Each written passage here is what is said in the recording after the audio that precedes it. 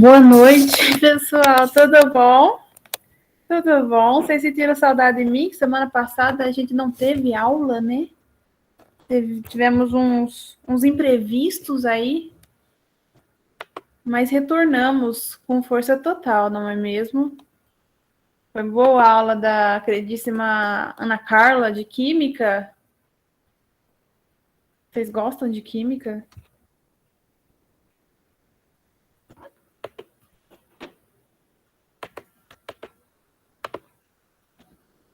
Boa noite, gente. Ó, vamos começar. Obrigados a gostar, fada todo dia da aula. Ai, Jesus. Por que chama ela de fada, gente? Alguém sabe? Eu não sei porque, como eu entrei esse ano, eu não sei porque que chama ela de fada.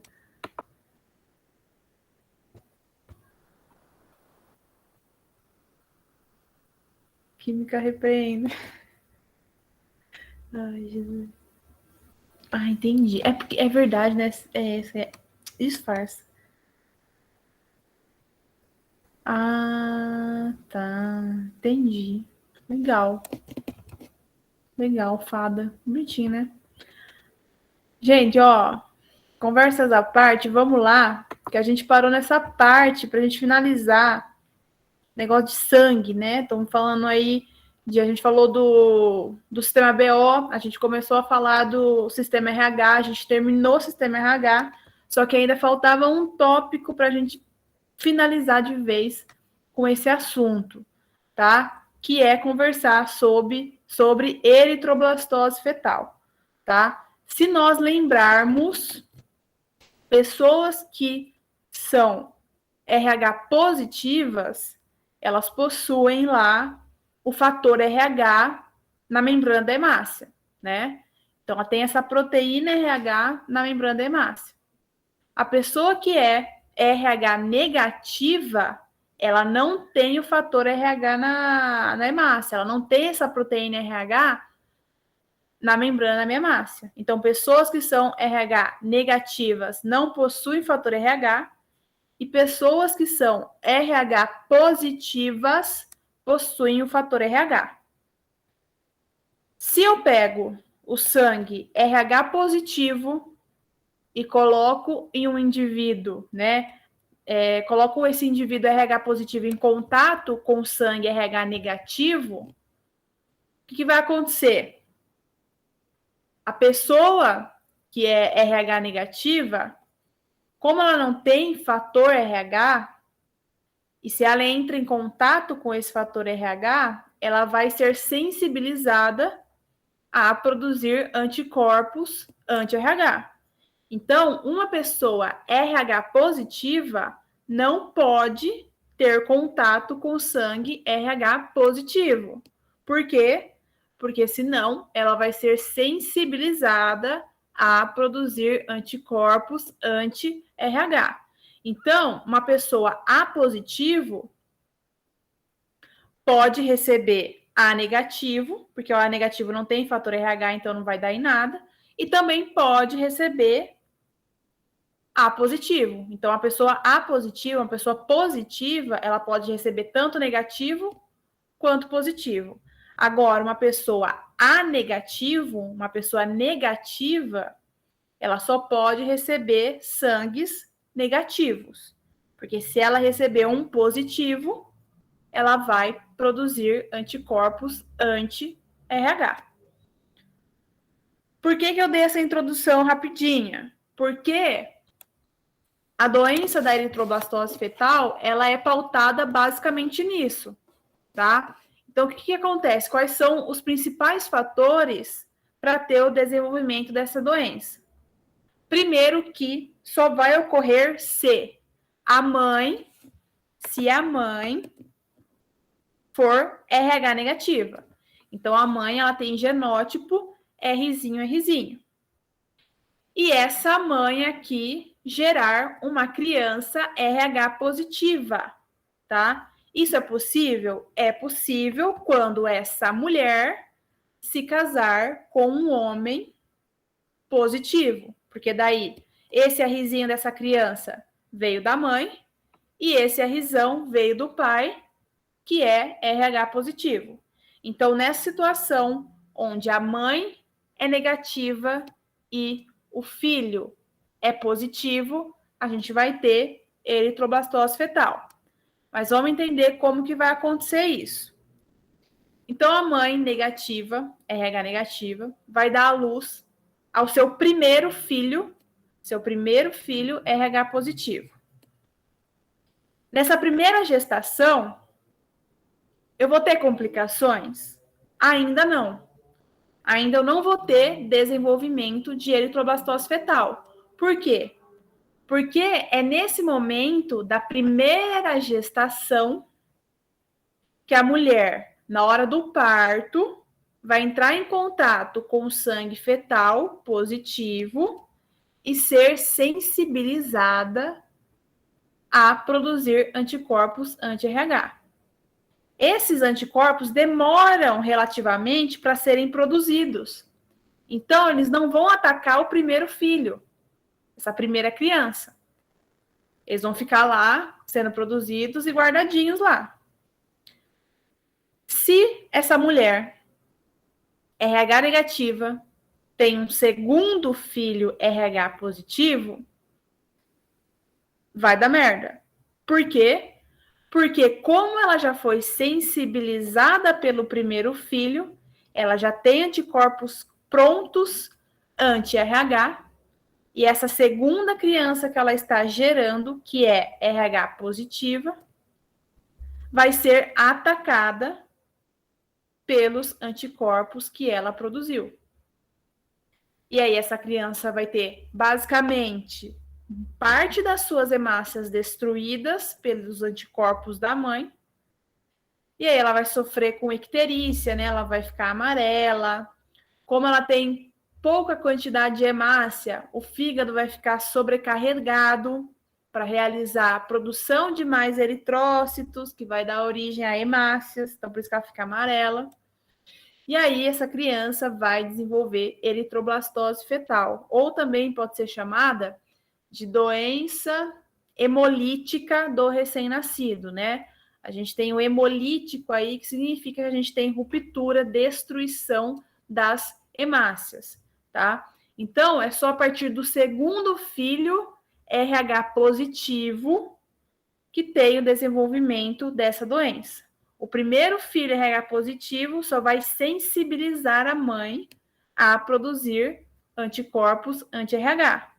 Quando ela tem um segundo filho RH positivo, esses anticorpos que ela produziu vão estar prontos e preparados para identificar o fator RH e atacar. E aonde eu vou ter esse fator RH? Nesse segundo filho. E aí desenvolve a eritroblastose fetal. Se essa mulher gera um filho RH negativo, não tem problema, não vai acontecer nada, porque ela não vai ser sensibilizada a produzir anticorpos anti-RH, porque eu não tenho fator RH presente ali naquela gestação, naquele momento do parto, tá? Então, somente no segundo filho eu tenho desenvolvimento dessa doença, certo? Tem como saber com antecedência se a criança vai nascer nessas condições?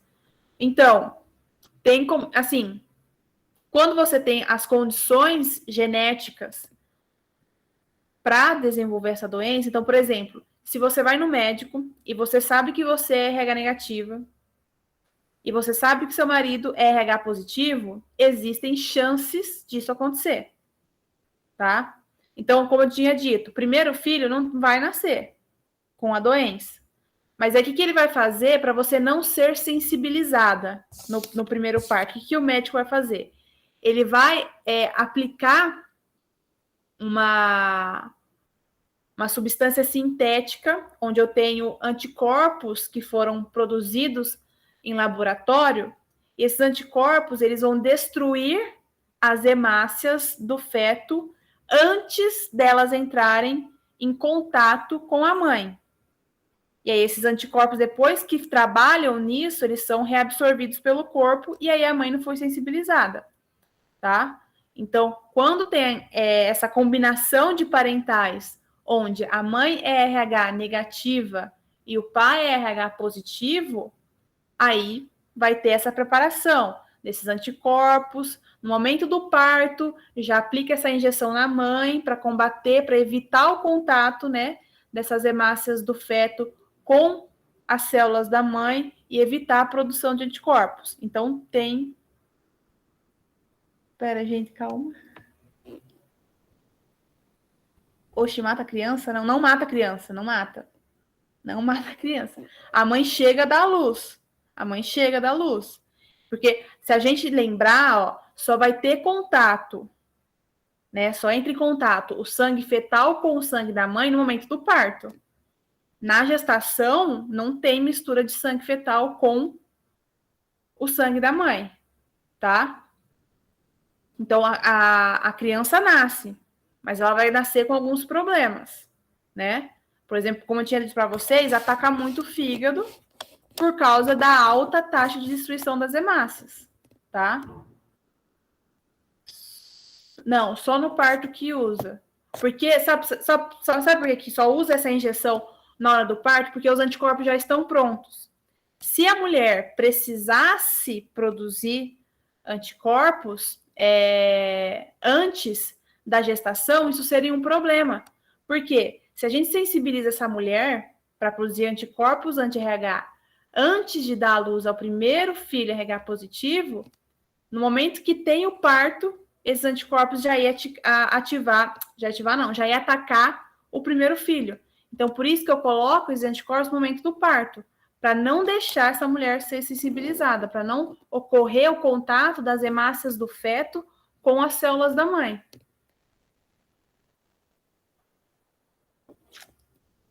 Peraí. Mas aí usa desde a primeira gestação ou só na... Usa na primeira só. Usa na primeira. Por que usa na primeira? Porque é na primeira que ela é sensibilizada. Eu não preciso utilizar nas... então, depende, né? Se a mulher for ter mais de 1, 2, 3, 4 filhos, aí é importante que tenha a utilização desse soro de anticorpo em todos os partos, né? Então, é importante utilizar na primeira vez, na segunda vez, na terceira vez, porque aí se ela usar em todos os partos, aí ela nunca vai produzir anticorpos anti-RH para destruir as hemácias do filho. Pera, deixa eu ver. A Helena falou, prof, a RH da criança é influenciada pelos pais, né? Isso. É influenciado pelos pais. Será que em gestações extrauterinas tem problema? Eu estava vendo em Grey's Anatomy essa semana, a mulher gerou... Gente, gerou uma criança no fígado, é isso? Meu Deus. Mas, gente, como que foi pro fígado? Então, peraí. O Denis perguntou se será que em gestações extrauterinas provavelmente tem problema, tem. Né? Porque quando você vai realizar o parto, né, vai ter contato ali de sangue fetal com o sangue materno. Então, o problema é esse, né? No momento do parto, como vai ter esse contato desse sangue, tanto fetal quanto materno, é onde eu vou ter a sensibilização da mãe e ela vai produzir anticorpos, tá? Então, acho que tanto intrauterina quanto extrauterina existe essa chance de desenvolvimento da doença. Mas depois isso não afeta os outros fetos nas próximas vezes? O que, Lúcia, que afeta? Acredito que uma mulher que acaba parindo mais que uma criança é uma mulher maravilha. Prof, essa identificação feita. Não, a injeção ela não vai afetar os outros fetos na próxima vez. Ela vai beneficiar, tá? Porque como eu estou colocando um anticorpo ali que não vai permitir que a mãe seja sensibilizada, isso é bom, porque a mãe não vai ser capaz de produzir anticorpos anti-RH. Esses anticorpos que eu estou injetando nela, como eles são sintéticos, produzidos em laboratório, eles vão sumir depois de um tempo, eles vão ser reabsorvidos pelo corpo. tá? Então, eles não vão durar para sempre até a próxima gestação. Eles só vão atuar naquele momento. Como não é uma célula do corpo da mulher que ela produziu, então uma hora ela vai ser degradada e reabsorvida pelo corpo, tá? Então, essa injeção, ela veio para beneficiar a próxima gestação, porque ela impede que a mãe seja sensibilizada, tá? Prof, essa identificação feita através dos pais é feita como? Pelo tipo de sangue? Sim, Suelen, é pelo tipo de sangue.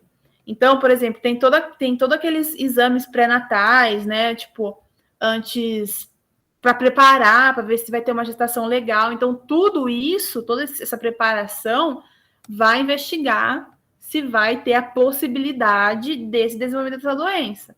Então, se o médico identificar esses tipos de genótipos nos pais, se ele vê que a mãe é negativa e o pai é positivo, ele já vai conversar com os pais, falar, ó, pode ser que tenha isso, a gente vai ter que aplicar essa injeção na hora do parto, por causa que corre o risco de ser sensibilizada, tá? Então, é feita pelo tipo sanguíneo, sim. Beleza, gente? Aí, ó,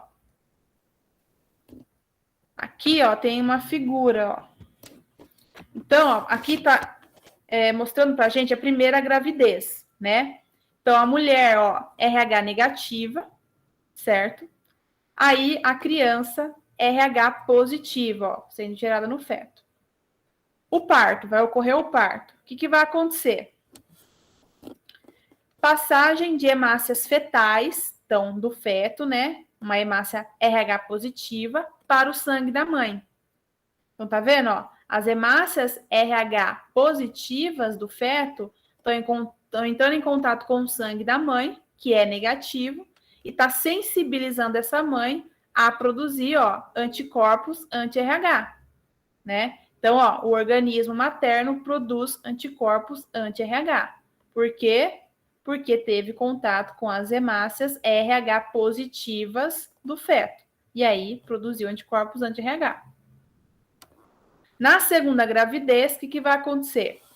Como ela produziu anticorpos anti-RH na primeira gravidez, eles vão ficar prontos, vão ficar lá na memória imunológica dela, porque ela foi sensibilizada. E aí, na segunda gestação, o que vai acontecer? Esses anticorpos aqui, ó, que foram produzidos na primeira gestação, vão passar para a circulação do feto e destruir parte, né, maioria das hemácias RH positivas desse feto, tá? Então, por exemplo, se no momento do parto eu injeto aquela injeção de anticorpos que vai destruir essas hemácias aqui antes delas serem reconhecidas pelo organismo materno, não vai ser possível que a mulher produza anticorpos anti-RH. Por quê? Porque os anticorpos que eu estou injetando nela vão entrar em contato com essas hemácias, destruir essas hemácias para que elas não entrem em contato com a célula da mãe, e aí ela não vai ser sensibilizada. E esses anticorpos que entrarem em contato com as hemácias fetais vão ser prontamente, né, num curto período de tempo, degradados e reabsorvidos pelo corpo, tá? Então, aqui a gente tem um esqueminha que mostra como que ocorre a eritroblastose fetal, que só vai atingir o segundo filho, caso não há utilização dessa injeção de anticorpos, tá? Sim, gente. Deu para ir?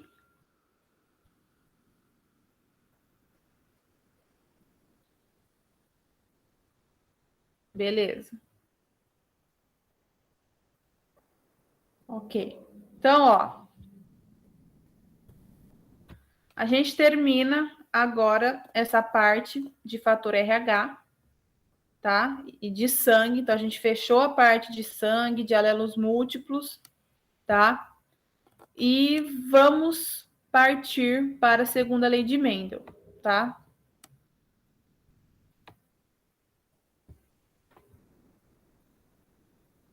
20 minutos. Gente, vocês estão vendo o que mágico? Chega notificação para vocês quando posta algum material novo lá?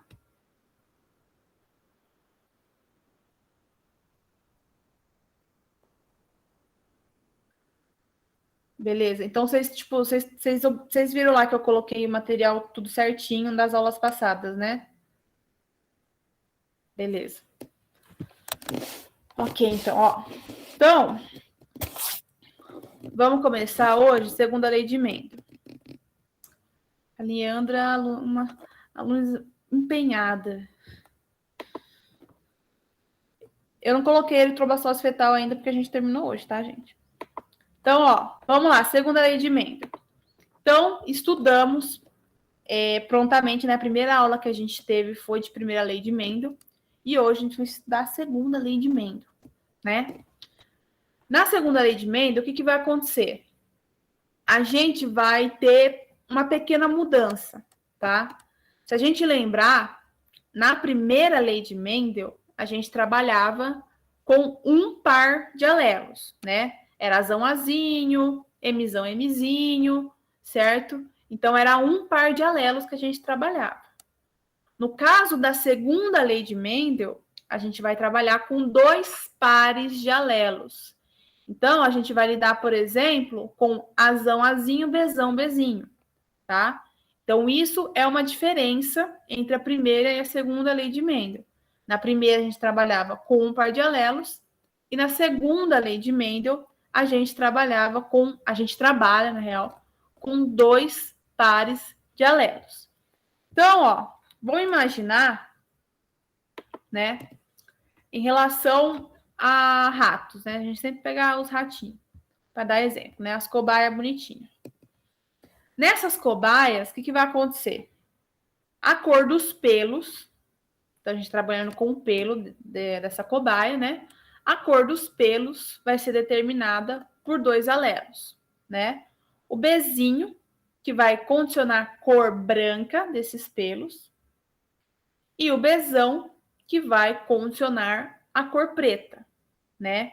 Então, só se ele for bezinho, bezinho, ele vai ser branco, tá? Agora, se ele for bezão, bezão ou bezão, bezinho, ele vai ser preto, tá? Então, bezinho condiciona a cor branca e bezão condiciona a cor preta, certo? Como que a gente vai determinar o aspecto dos pelos, né? Nesse caso, a gente vai ter a ação de dois alelos também. Então, o Lzinho vai condicionar pelos lisos nessas cobaias. E o Lzão vai condicionar pelos arrepiados, tá? Então, a gente vai juntar esses alelos que a gente falou. Então, a característica da cor do pelo e o aspecto do pelo são duas coisas que são determinadas por pares de alelos diferentes que a gente vai trabalhar com eles juntos, tá? Então, por exemplo, ó, aqui ó, a gente tem um indivíduo bezão, bezinho, Lzão, Lzinho. Ele é um indivíduo duplo heterozigoto. Por que ele é duplo heterozigoto? Porque para as duas características que eu estou trabalhando aqui, ó, os alelos são diferentes, certo?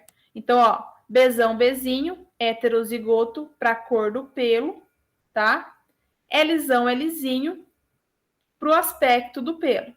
Se fosse bezão, bezão, Lzão, Lzão, ia ser um duplo homozigoto, tá? Se fosse bezinho, bezinho, Lzinho, Lzinho, seria um duplo homozigoto, tá? Como são alelos aqui diferentes, então é um duplo heterozigoto, tá? Uma coisa que a gente vai aprender de diferente também na primeira lei de Mendel, que antes a gente sair fazendo cruzamento lá, bonitinho, a gente tem que analisar a produção de gametas dos indivíduos, tá? Então, vamos ver quais são os tipos de gametas que esse indivíduo duplo heterozigoto produz.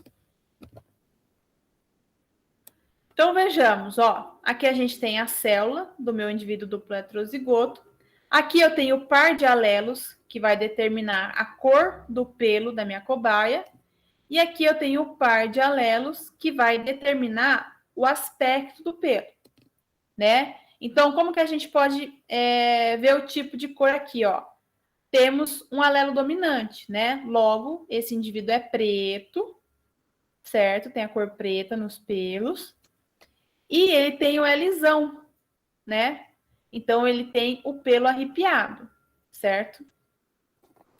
Então, ó, eles estão no mesmo par de alelos aqui e aqui também. E aqui o que vai acontecer?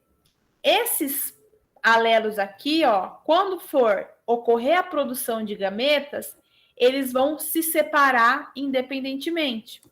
Então, o Bzão vai vir para um lado e o Bzinho vai vir para o outro. O Lzão vai vir para o lado e o Lzinho vai ir para o outro, tá? Então, esses pares de alelos, mesmo que estejam juntos aqui, na formação de gametas, eles vão se separar independentemente.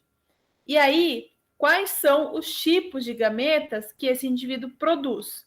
Ele pode produzir Bzão Lzão, Bzão Lzinho, Bzinho Lzão e Bzinho Lzinho, tá? Então, ele pode produzir 4 tipos de gametas diferentes. Aí vocês vão falar, ah, mas prof, como que eu vou saber como vão ser os tipos de gametas que ele produz e como que eu vou saber a quantidade de gametas que esse indivíduo produz? Vamos lá. Espera aí, eu vou ensinar vocês, aí depois a gente volta. Existem 2 formas para a gente conseguir desvendar isso. A primeira forma é trabalhar com bifurcação, que aí a gente vai conseguir ver, né, quais são os tipos de gametas que são produzidos. E outro jeito para a gente ver quantos gametas eles produzem, aí a gente vai utilizar uma fórmula, tá? Então, por exemplo, na determinação de tipos de gametas, a gente vai utilizar essas bifurcações para fazer combinatória, né? E isso, gente, vocês só vão fazer quando tiver situação de heterozigose, tá? Quando for homozigoto, não precisa fazer. Agora, quando for heterozigoto, como tem coisa diferente ali, você tem uma taxa de recombinação maior, tá? Então, aqui, ó, por exemplo, esse exemplo 1 aqui, ó, é um indivíduo Bzão, Bzão, Lzão, Lzão. O que eu vou fazer? Eu vou pegar o Bzão daqui, ó, esse Bzão, e ligar aos 2 alelos diferentes aqui, ó, o Bzão com Lzão e o Bzão com Lzinho. Por que eu não posso fazer Bzão com Bzão? Porque se a gente vê, eles vão se separar independentemente, não vão se encontrar. Por quê? Porque eles estão no mesmo par de alelo, certo? Não faz sentido eles se separarem para depois se juntar de novo, porque ia dar um erro genético ali, tá? Então, por isso que a gente não faz como zigoto, ok? Então, ó, como eu tenho um heterozigoto aqui, ó, no Lzão, Lzinho, eu vou trabalhar mais com ele. Então, eu vou pegar o Bzão, fazer com Lzão, e aí eu vou ter Bzão, Lzão, e vou pegar o Bzão e colocar com Lzinho. E aí eu vou ter Bzão, Lzinho. Então, a gente consegue ver que esse indivíduo produz 2 tipos de gametas, ó. Esse aqui e esse aqui. Esse outro exemplo aqui, ó. Nesse caso, ó, a gente tem esse par de alelo heterozigoto e esse outro aqui, ó, esse outro par de alelo heterozigoto. A gente vai usar o mesmo raciocínio daqui, ó. Por que que aqui, nesse caso, a gente está usando os 2 Bzões? Porque, ó, o Azão, Azinho é diferente, né? Então, a gente vai trabalhar com o Bzão 2 vezes. Porque a gente precisa saber a combinação com Azão e a combinação com Azinho, tá? Então, aqui, ó, Azão, Bzão, Lzão, eu vou ter Azão, Bzão, Lzão. Azão, Bzão, Lzinho, eu vou ter Azão, Bzão, Lzinho, tá? Aqui embaixo, Azinho, Bzão, Lzão, Azinho, Bzão, Lzão. E Azinho, Bzão, Lzinho, Azinho, Bzão, Lzinho, tá? E aqui vai ser o mesmo raciocínio que a gente está falando até agora. Nesse caso, ó, aqui, a gente viu que ele produz 2 tipos de gametas. Aqui ele já produz 4 tipos de gametas. Porque além da gente ter aumentado os pares de alelos, a gente também aumentou o número de heterozigotos, tá? Então, se o exercício pedir para vocês quais são os tipos de gametas, vocês tentem fazer por bifurcação. Agora, se o exercício pede para vocês a quantidade de gametas, é muito mais fácil vocês utilizarem a fórmula que eu vou mostrar para vocês agora. Então, o número de tipos de gametas, ele pode ser obtido através da fórmula de 2 elevado a n, sendo que esse n vai ser o número de heterozigotos que você tem naquele genótipo. Então, por exemplo, ó, Bzão, Bzão, Lzão, Lzinho, que é o mesmo que a gente utilizou aqui, ó. Bzão, Bzão, Lzão, Lzinho. Quantos heterozigotos eu tenho aqui? Eu tenho só um, né? Então, o que eu vou fazer? 2 elevado a 1, que vai ser 2, certo? Porque o N é o número de heterozigotos que eu tenho, tá? Então, 2 elevado a 1 heterozigoto que eu tenho vão ser 2. Logo, significa que esse indivíduo aqui forma 2 tipos de gametas, né? Que foi o que a gente viu aqui, ó. 2 tipos de gametas. Esse outro exemplo aqui, ó. Azão, Azinho, Bzão, Bzão, Lzão, Lzinho. A gente tem 2 heterozigotos, né? Que é o Azão, Azinho e o Lzão, Lzinho. Então, o que a gente vai fazer? Elevar esse 2 a 2. Por que a 2? Porque eu tenho 2 heterozigotos, né? Então, 2 elevado a 2 vão ser o quê? 4 tipos de gametas, né? Então, esse indivíduo aqui produz 4 tipos de gametas, que foi o que a gente observou aqui, ó.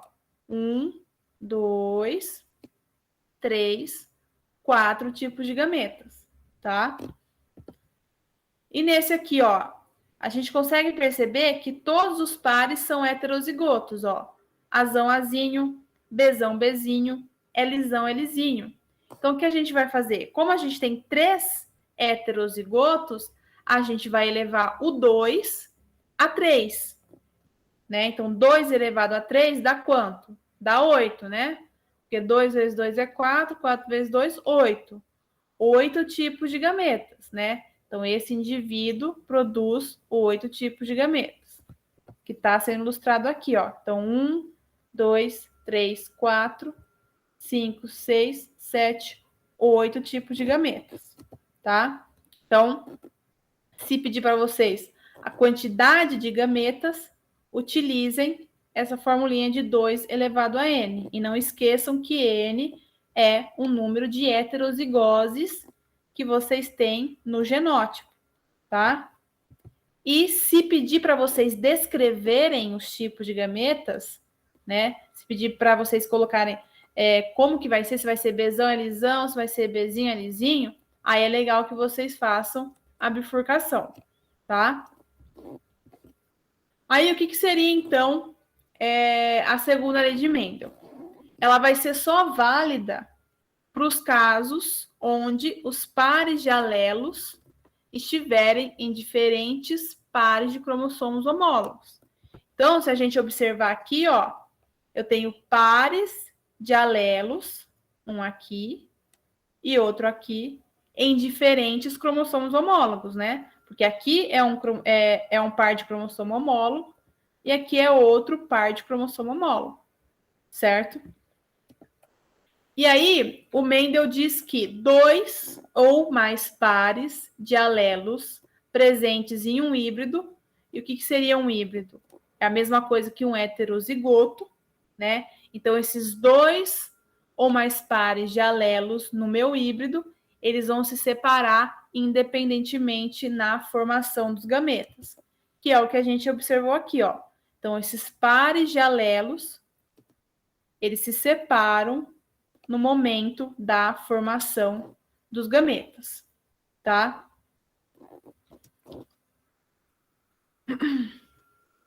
Sempre o número de cima da fração, então, é 1.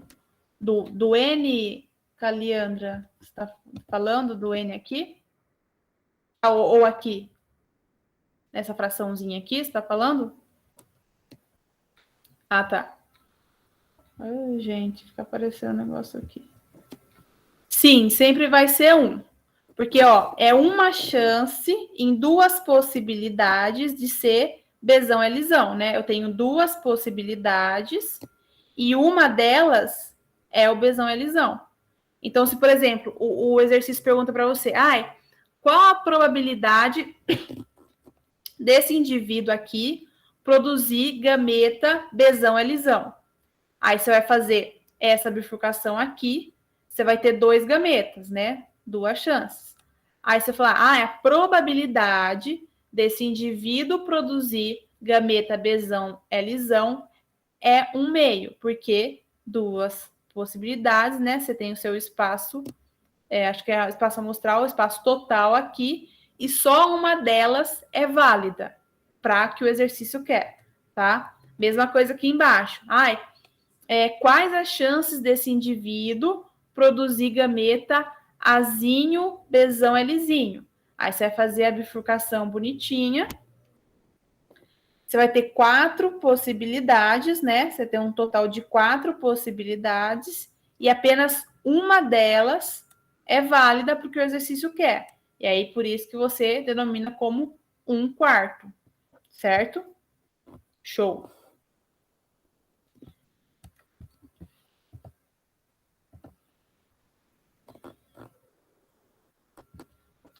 Vamos lá, ó. Cruzamento mendeliano. Então, como que a gente vai fazer para realizar cruzamento mendeliano quando eu tenho 2 pares de alelos, quando eu estou trabalhando com 2 pares de alelos?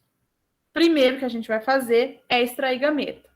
Então, do mesmo jeito que a gente fez aqui, ó, esse processinho aqui, a gente vai fazer para extrair gameta aqui também. Então, por exemplo, ó, essa fêmea, ó, Bzinho, Bzinho, Lzinho, Lzinho. Ela só produz gametas Bzinho, Lzinho. Porque independentemente da combinação que você faça aqui, ó, sempre vai dar Bzinho, Lzinho. Então, ó, esse Bzinho com esse Lzinho, Bzinho, Lzinho. Esse aqui, Bzinho, Lzinho. Então, sempre vai dar Bzinho, Lzinho. Não tem como dar outra coisa, tá? E esse indivíduo aqui, ó, esse macho que é Bzão, Bzão, Lzão, Lzão, também sempre vai produzir gametas Bzão, Lzão, tá? Porque, ó, Bzão, Lzão, Bzão, Lzão. Então, independentemente dos cruzamentos que você faça aqui para determinar os gametas, sempre vai dar Bzão, Lzão. A gente pode aplicar a fórmula da quantidade de gametas que eles produzem aqui? A gente pode. Como que iria ficar? A gente tem a fórmula de 2 elevado a n, certo? N é o número de heterozigotos. A gente tem algum heterozigoto aqui? Não, né? Então, vai ser 2 elevado a 0, e todo número elevado a 0 é o quê? É 1, tá? Então, esses indivíduos só produzem um tipo de gameta, ó. Um tipo de gameta, certo? E aí, esses gametas vão se unir e dá origem a um heterozigoto, né? Então, o Bzão veio do pai, o Bzinho veio da mãe, Lzão veio do pai e o Lzinho veio da mãe. Formamos esse indivíduo heterozigoto. Gente, não vou passar para frente, porque é capaz até vocês assustar.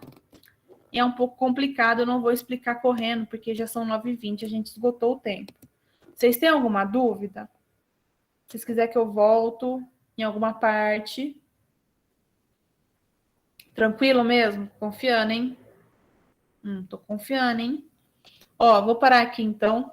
Semana que vem a gente volta, tá?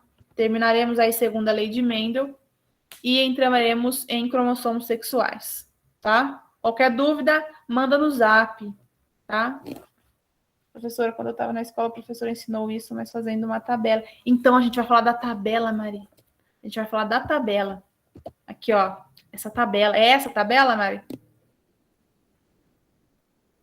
Não sei se ela foi embora. Mas é essa tabela.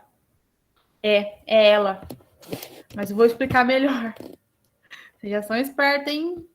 Mas semana que vem a gente conversa dela, então, tá? Muito obrigada, gente, pela presença de todos, pela atenção. Semana que vem estamos juntos. Bons estudos, boa semana e até mais. Beijo, gente. Imagina, gente, eu agradeço a presença de vocês. Tchau.